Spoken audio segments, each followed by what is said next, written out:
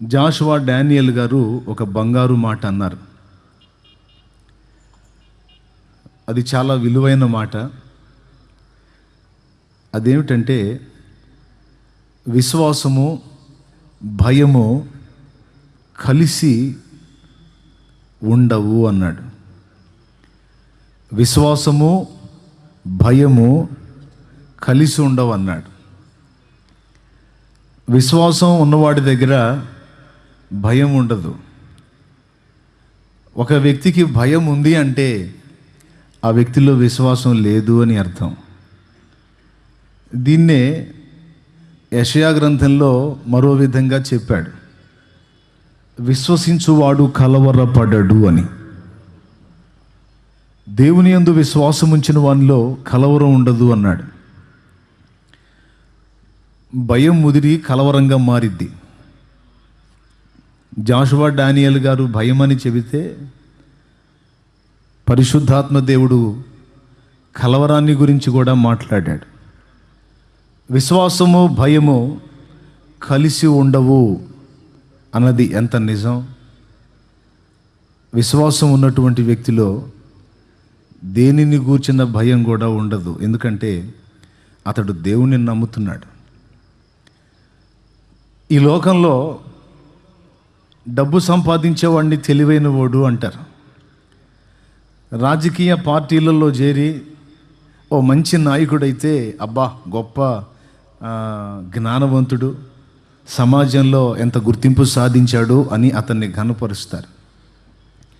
డబ్బు సంపాదించినవాడు గొప్ప, ప్రజల చేత ప్రఖ్యాతి గడించిన వాడు గొప్ప, అగ్ర కులంలో పుడితే గొప్ప, అష్టైశ్వర్యాలు సిద్ధింపజేసుకుంటే గొప్ప. దేవభక్తి సాధకుణ్ణి లోకం పిచ్చోడుగా చూస్తుంది.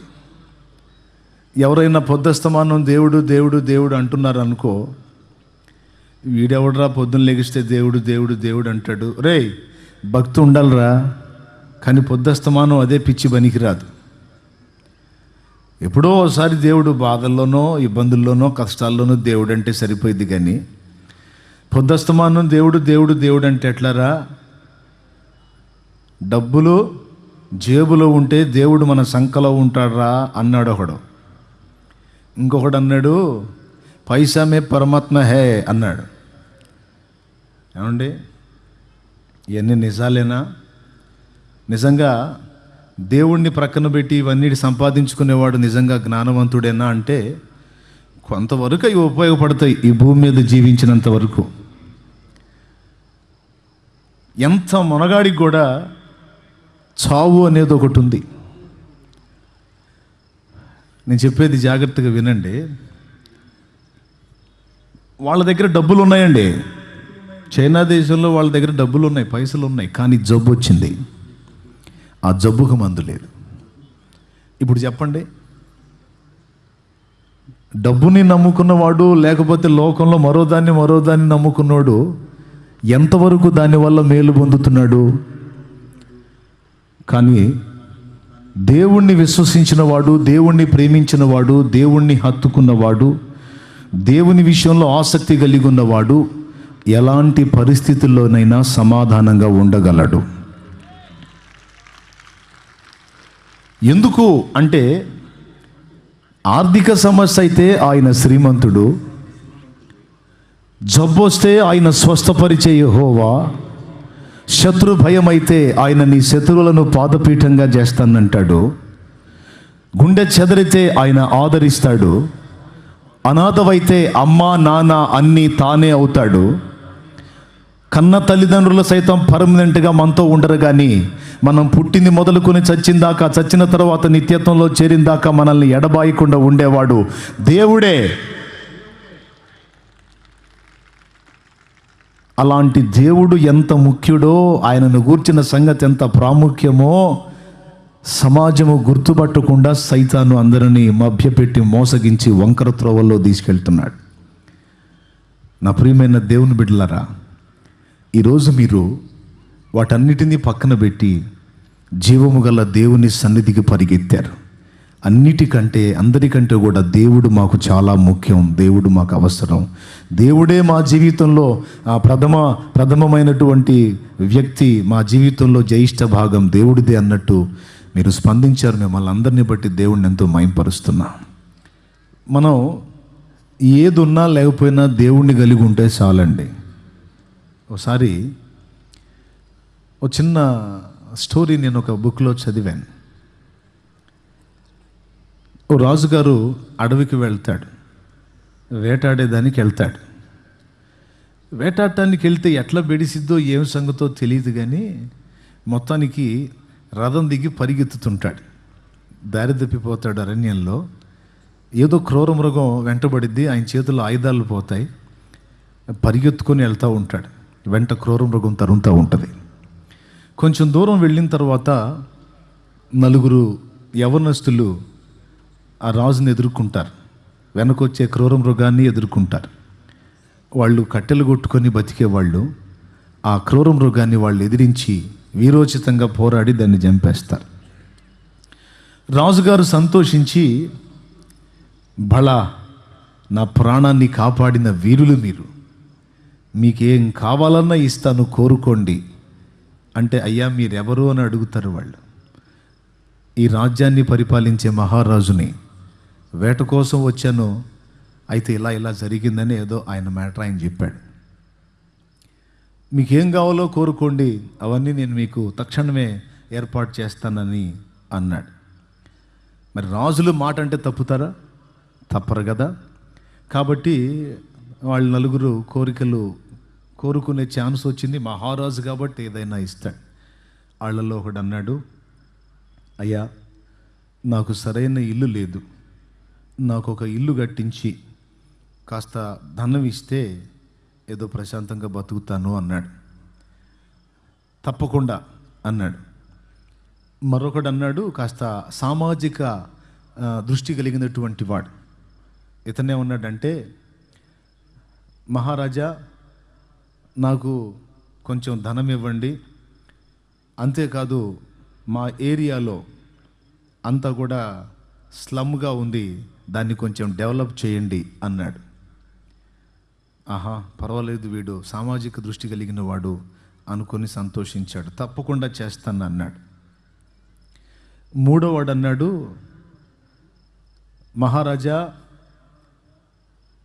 నేను యుక్త వయసుకు వచ్చాను, నా బాధ్యత నెరవేర్చడానికి నాకెవరూ లేరు, కాబట్టి మీరు చెబితే ఎవరైనా చక్కని పిల్లనిస్తారు, కాబట్టి నాకు ఒక అమ్మాయిని చూసి పెళ్లి చేయండి, అంతేకాదు మీ రాజ్యంలో ఏదన్నా చిన్న ఉద్యోగం ఇప్పించండి, బతికేస్తాను అన్నాడు.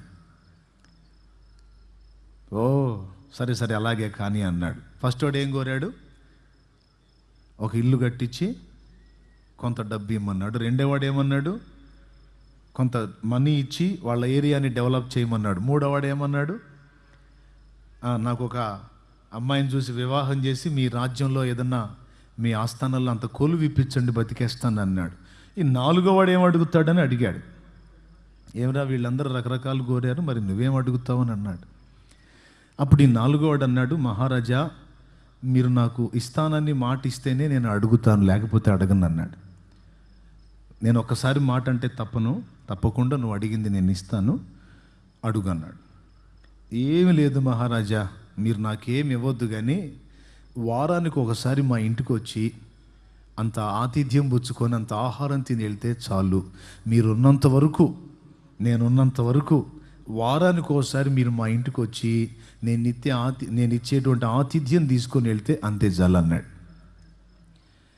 ఎంత నిస్వార్థపరుడు, ఎంత త్యాగధనుడు, ఇంత సాహసం చేసి కూడా నా నుంచి ఏమి ఆశించకపోగా అతను కలిగిన దాన్ని నాకు పెట్టాలని ఆశపడుతున్నాడు, ఎంత మంచివాడు అని. తప్పకుండా అదెంత భాగ్యం, వారం వారం నేను నీ ఇంటికి వస్తాను పో అన్నాడు. అయిపోయింది. ముగ్గురికి ఆ వాగ్దానాలు నెరవేర్చేశాడు. ఇక నాలుగో వాడికి వాగ్దానం నెరవేర్చాలి. రథం వేసుకొని ఆడి ఇంటికి బయలుదేరాడు. ఆ పోయే దారంతా గుంటలే. ఒక్కరోజు ప్రయాణం చేసి మంత్రికి వెళ్ళి చూసి, మంత్రివర్య ఏమి ఈ గుంటలు, ఈ మార్గంలోనేనా మేము వారం వారం ప్రయాణించవలసింది అన్నాడు. చిత్తం మహారాజా, మళ్ళా వారం చూడండి అన్నాడు. వారం తిరిగేసరికి ఆడున్న ఏరియా మొత్తం మారిపోయే విధంగా చర్యలు తీసుకోమని పురమాయించాడు మంత్రి. ఇంటికి వెళ్ళారు. ఇంటికి వెళ్తే ఆడింటి మీద ఎక్కువ ఆకులు లేవు. కటిక పేదవాడు, బాగా ఎండ కొడుతుంది. ఆకులు లేని సందుల్లోంచి ఎండబడే దగ్గర కూర్చోబెట్టాడు రాజుని. పైన ఎండ పెటపెటలాడుతుంది. ఆ ఎండ దెబ్బకి చిరాకు పడుతున్నాడు మహారాజు. పైకి చూసి, మంత్రివర్య, ఏమి ఇది? వారం వారం మేము ఇందులోనే కూర్చుండవలేనంటే, చిత్తం మహారాజా, మళ్ళా చూడండి అన్నాడు. అయిపోయింది. ఈ లోపు వాడు సిద్ధపరిచిన ఆహారం ఏదో తీసుకొచ్చాడు. అంతా అన్నమను వాడు తినే కఠినమైన పచ్చడి, ఇంక వేరేది ఏం పెట్టలే. మహారాజు వచ్చాడనే స్పెషల్ ఫుడ్ ఏం లేదు. ఆడేది తింటున్నాడో అదే పెట్టాడు. పాపం 2 ముద్దలు తినేసరికి మహారాజు కళ్ళల్లోంచి నీళ్లు రావటం మొదలుపెట్టినాయి. ఆ 2 ముద్దలు మింగలేక మింగి మంత్రికి వెళ్ళి చూసి, మంత్రివర్య, మనం ఎక్కడో తేడా పడ్డట్టున్నాం. ఇతడు మహాచతురుడై ఉన్నాడు సుమి. ఇదేమి నాకు ఇట్లాంటి అన్నం పెట్టాడేమిటి అంటే, అతడు తినేది అదే మహారాజా. మంత్రి, వారం వారం నేను ఇదే తినాలా? అసలు బ్రతకగలనా ఇది తిని? చిత్తం మహారాజా, తప్పకుండా దీన్ని నేను మార్చేస్తాను అన్నాడు. ఈ రకంగా ఒక్క రాజుని వాడు కోరుకోవటం వలన ఏమేం జరిగినాయో చూడండి. అతడున్న సమాజం మొత్తం, మరి రాజు వచ్చి వెళ్తున్నాడంటే అప్పుడప్పుడు మన ఏరియాస్కి రాజకీయ నాయకులు వస్తుంటారు, పెద్ద పెద్దోళ్ళు.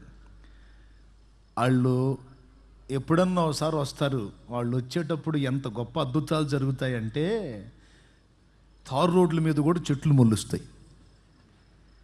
తెలీదా మీకు? మొలిపిస్తారండి మన వాళ్ళు. దేవునికి స్తోత్రం చెప్పండి ఒకసారి. హల్లెలూయా. తారు రోడ్ల మీద కూడా మొలుస్తాయి చెట్లు. మధ్యలో మట్టి పోసి ఆ పక్క ఈ పక్క గోడలు కట్టి చక్కగా మట్టి నింపేసి చెట్లు నాటి మొలిపిస్తారు. ఆ పై వచ్చే అధికారులు, ఆ పెద్ద నాయకులు చూసి, అబ్బా పచ్చదనం ఎంత వెళ్ళి విరిసిందని వాళ్ళు సంబరపడాలని. ఏరియా డెవలప్ అయిపోయింది రాజుని కోరుకున్నందువల్ల. ఇల్లు పరిస్థితి మారిపోయింది రాజును కోరుకున్నందువల్ల. అంతేనా? ఆహార స్థితిగతులు మారిపోయినాయి రాజును కోరుకున్నందువల్ల. పాపం 4-5 వారాలు తిరిగాడు రాజు. విసుకొచ్చింది. నేను నా జీవితం అంతా తిరగవలెనా అన్నాడు. మరి మీరేగా మాట ఇచ్చితిరి, ఏమి చేయుద్దము? ఓ, ఇతడు సామాన్యుడు గాడు, మహాజ్ఞాని వలె ఉన్నాడు. ఏమి చేయుద్దము? ఏమి చేసేది ఏం లేదు మహారాజా. ఇలాంటి వాడు ఏడుంటాం కన్నా మన ఆస్థానంలో ఉండటమే చాలా కరెక్టు. నిజం, బాగా చెప్పావు అని చెప్పని తీసుకెళ్ళి ఆస్థానంలో పెట్టేసుకున్నాడు. మంత్రి తర్వాత అతని ఆలోచనకర్తగా ఇతన్ని నియమించుకున్నాడు. ఒక రాజుని కోరుకోవటం వలన నిస్వార్థపరుడుగా గుర్తింపబడ్డట్టుగానే ఉన్నాడు, కానీ ఏమీ ఆశించని వానిలాగా ఉన్నట్టుగానే ఉన్నాడు. కానీ రాజుని సొంతం చేసుకున్నందున అన్నీ పొందగలిగాడా లేదా? పొందగలిగాడా లేదా? దేవుడి వ్యవహారం కూడా అంతేనండి. పిచ్చిమాలోకాలకు తెలియచావకాలు ఆడిపోతున్నారు. ఆ ఒక్కడిని పక్కన పెట్టి అన్నీ కౌగిలించుకుందామని చూస్తారు. కౌగిలించుకున్నవన్నీ కాలనాగులే కాటేస్తాయి. సంతోషాన్ని ఇవో, సంతోషానికి ప్రతిగా దుఃఖాన్ని ఇస్తాయి. ఏదో పొందుదామని వెంపర్లాడతాడు, కానీ చివరికి ఏమీ పొందలేక ఆత్మహత్యల ద్వారా కొంతమంది, రకరకాల పరిస్థితుల్లో కొంతమంది యాత్ర ముగిస్తూ ఉన్నారు. ఈరోజు రాత్రి ఇక్కడ కూర్చున్నటువంటి మీ అందరికీ కూడా చెప్పేటువంటి అద్భుతమైన సలహా ఏంటంటే, ఈరోజే కాదు, ప్రతిరోజు దేవుణ్ణి ఇలానే ప్రేమించండి. ప్రతిరోజు దేవుణ్ణి ఇలానే ప్రేమించండి. కూర్చున్నా, లేచినా, నిద్రలోనైనా, మెలకువలోనైనా, తినేటప్పుడైనా, నడిచేటప్పుడైనా, పని చేసేటప్పుడైనా దేవుణ్ణి నీ హృదయ సింహాసనాన్ని అలంకరించని. నీ హృదయ సింహాసనం మీద దేవునిని రాజుగా ప్రతిష్ఠ చేసుకో. దేవుని తర్వాతనే ఏదైనా అన్నట్లుగా నీ జీవితాన్ని ఆయన వైపు తిప్పుకో అనేది నా సలహా. 2 అయస్కాంతపు శక్తి క్షేత్రాల మధ్య ఒక రాగి తీగను భ్రమింప చేయగలిగితే విద్యుత్తు పుడుతుంది అనే ఫార్ములాని కనుగొన్న వ్యక్తి పేరు మైకేల్ ఫారడే. మైకేల్ ఫారడే అనే ఈయన ఒక క్రైస్తవుడు, చాలా భక్తిపరుడు. ఆయన ఆ సంగతి కనుగొన్న తర్వాత ఆ దేశపు రాజు ఎదుట ఒకరోజు ప్రదర్శన చేయాల్సి వచ్చింది. ప్రదర్శన చేయాల్సి వచ్చినప్పుడు అది గంట ప్రోగ్రాం. ఆ సభలో ఉద్దండులు ఉంటారు, అందరికంటే గొప్ప రాజు ఉంటాడు అక్కడ. రాజు తర్వాత కింది స్థాయి అధికారులు అందరూ ఉంటారు ఆ సభలో. వాళ్ళ ముందు తను కనుగొన్నటువంటి సిద్ధాంతాన్ని ప్రదర్శనాత్మకంగా చూపించేటువంటి కార్యం అక్కడ మైకేల్ ఫారడే గారు చేయాలి. ఆ రోజు ఆ కార్యక్రమం ఆయన చేస్తున్నారు. ఆ కార్యక్రమం చేశాడు. గంట పూర్తి కావస్తుంది. చూపించేటువంటి ప్రదర్శన కంప్లీట్ కాకముందే మహారాజు లేచి తల వంచి అభివాదం చేశాడట. నిజంగా మీరు చాలా గొప్ప వ్యక్తి, ఇలాంటి మేధావి మా రాజ్యంలో ఉన్నందుకు మేమంతా అదృష్టవంతులమని ఎంతో ఘనపరిచి ఆయన్ని మాట్లాడాడు. సో ఆయన చూపించాలనుకున్నది కంప్లీట్ అయిపోయింది. ఇక మైకేల్ గారి గురించి, ఆయన కనుగొన్న ఆ విషయాన్ని గురించి ప్రశంసల జల్లు వెల్లువెత్తింది. అనేక మంది చక్కగా ఆయన గురించి గొప్ప గొప్పగా మాట్లాడుతున్నారు. ఆ గంట సమయం అయిపోయింది, ఆయనను గురించి భజన మొదలైంది, కానీ ఆయన అక్కడ లేడు. విచిత్రం, ఆయన అక్కడ లేడు. ఆయన ఎక్కడికి వెళ్ళాడో ఆ స్టేజ్ మీద ఉన్న ఎవరికి తెలియదు, కానీ ఆయన సన్నిహితులు ఒకరిద్దరికి తెలుసు. వీళ్ళందరూ మాట్లాడిన తర్వాత మరి మనందరం ఇంతగా మాట్లాడుతున్నాం, మరి ఇంత గొప్ప కార్యాన్ని మనకు చూపించినటువంటి మైకేల్ ఫారడే గారు కూడా మాట్లాడితే బాగుంటుంది అని పిలిచారు. ఆయన అక్కడ లేడు. ఎక్కడికి వెళ్ళాడు అంటే రాజులను ఆ సభలో ఆ స్టేజ్ మీదనే వదిలేసి రాజులకు రాజైన దేవుని సన్నిధికి పరిగెత్తాడు. ఎందుకు అంటే ఈ గంట ప్రోగ్రాం అయిపోయిన మరో నిమిషం నుంచి తను వెళ్ళే చర్చిలో ప్రేయర్ స్టార్ట్ అవుతుంది. అలాంటి అవకాశం మనకుంటే సభను వదిలిపెట్టి మనం చర్చికి పోతామా? పొర్రపాటును కూడా పోము. ఎవరైనా మనకి నచ్చ చెబితే వాళ్ళకి క్లాస్ ఇస్తాం. నోరు మోస్తావా? ఇక్కడ సభలో ఉంది ఎవరు? రాజు. అన్నప్పుడల్లా దొరికిద్ది అవకాశం. చర్చి అడగపోయిద్ది, పాట్ర అడిగిపోతాడు, అన్నీ అడిగిపోతాయి, అన్నీ ఆడనే ఉంటాయి అని మనుషులకు విలువిస్తాం. వాళ్ళు ఏమన్నా అనుకుంటారేమో అని మనం అనుకుంటాం. కానీ మైకేల్ ఫారడే అలా అనుకోడు. ఆయన ఏమనుకున్నాడో తెలుసా? ఆయన మహారాజు అయితే అయ్యాడు, గొప్పవాడైతే అయ్యాడు, కానీ నేను కనిపెట్టినటువంటి ఒక సిద్ధాంతాన్ని బట్టి, ఒక ఫార్ములాని బట్టి వాళ్ళంతా నన్ను గౌరవించారు. ఒకవేళ ఇది నేను కనిపెట్టకపోతే, ఒక సామాన్యుల్లాగుంటే వాళ్ళ ఇంటి గేట్ దగ్గరికి నన్ను రానిస్తారా? రానిరావు. నేనేదో ఒకటి సాధించాను కాబట్టి రాజు సైతం లేచి నాకు అభివాదం చేశాడు. ఒకవేళ నేను ఇది సాధించకపోతే అతను నన్ను గౌరవిస్తాడా? తన ఇంటి వాకిటి దగ్గరికి నేను వెళితే అక్కడ ఉండేటువంటి వాచ్మెన్ నన్ను లోపలికి పోనిస్తాడా? పోనీడు. కానీ నేను ఏమీ తెలియని స్థితిలో ఉన్నప్పుడే నా రాజాది రాజు తన సన్నిధిలోనికి నన్ను రానిచ్చాడు. ఎవరు నన్ను లక్ష్య పెట్టక ఏమీ గుర్తించని స్థితిలో ఉన్నప్పుడే నా ప్రభు నన్ను చేరదీసి ఆయన గుండెలకు హత్తుకొని నన్ను ప్రేమించాడు. ఈరోజు రాజులు లేచి నా కాలు మొక్కే పరిస్థితి నాకు వచ్చింది అంటే ఇది ఆ రాజాది రాజు ఇచ్చిన జ్ఞానం. ఆయనను బట్టి కలిగింది, ఆయన ఇచ్చింది. రాజులు అధిపతులు నా ముందు తల వంచారు అంటే అలా వారు వంచేటువంటి శక్తి నాకు ఇచ్చింది నా దేవుడు. ఇప్పుడు చెప్పు, నేను ఆయనకు విలువ ఇవ్వాలా వాళ్ళకు విలువ ఇవ్వాలా అని అడుగుతాడు. ఏం చెబుదాం? సమాధానం ఉందా మన దగ్గర? సో మీరు గ్రహించాల్సిన విషయం ఏమిటంటే, దేవుణ్ణి ప్రేమించటం, దేవునికి ఇవ్వాల్సినటువంటి ప్రాముఖ్యమైన భాగము మన జీవితంలో కేటాయించటం మనం ఎన్నడూ మరచిపోకూడదు. అందరి ఆలోచనలు జీవితం ఉన్నంత వరకే ముడిపడి ఉన్నాయి. కానీ మనం క్రొత్త జన్మ ఎత్తినటువంటి దేవుని పిల్లలం. మన ఆలోచనలు భూమిని దాటి పరమండలానికి వెళ్ళినాయి. జనం దృష్టిలో మనం పిచ్చోళ్ళం, తిక్కలోళ్ళం.